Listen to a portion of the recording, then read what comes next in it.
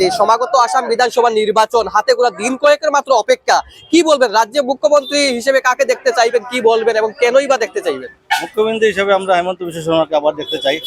উনি যা কাম করছেন খুব ভালো কাম করছেন, তাই আর আমাদের এখানে বিধায়ক শ্রী কমলাক্ষ দেবকে আমরা অনেক বিপুল ভোটে জয় করার জন্য আজকে আমরা এই সবাই মিলে বের হয়েছি এখানে।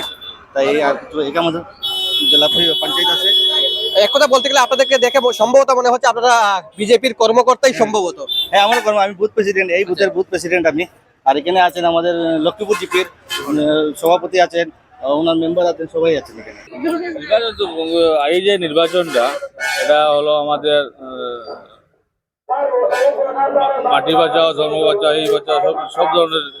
বিজেপিকে ভোট না দিলে আমাদের হবে না। বিজেপি আসাম সরকার যেগুলো কাজ করছে এগুলো ভিত্তি করে আমাদের ভোট দিতে হবে। যে ধরনের উন্নয়ন করছে, সব ধরনের হচ্ছে মহিলা উদ্যোমীদের কত ধরনের স্কিম দিচ্ছে। এবার যে নির্বাচনটা হবে আমরা আশাবাদী 30 থেকে 40,000 ভোটে রিটার্ন করবে পার্টি করে। আপনারা বিশ্বস্ত এবং এই কাঠিগোড়ায় যে এক কথায় বলতে গেলে আপনারা বলতে চাইছেন যে পাল্লাবাড়ি বিজেপি। পাল্লাবাড়ি বিজেপির কাটি করা মূলত পাল্লাবাড়ি বিজেপি।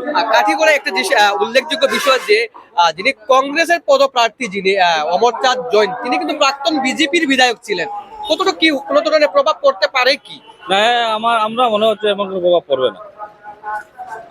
আমাদের কাটিগড়াতে বিজেপি জয়ী হবে। আপনি বিজেপি কর্মকর্তা হিসেবে বলছেন যে 50-40 হাজার ভোটে বিজয়ী হবে বিজেপির প্রার্থী, কিন্তু উনিও বলছেন 50 থেকে 60 হাজার ভোটে উনিও বিজয়ী হবে। আমরা তো ফিল্ডে ওয়ার্ক করছি, ভোটাররা যেরকম সাধারণ জনসাধারণ যেরকম বলছে তাদের কথা আমরা শুনছি, তাদের কথা একই বাণী।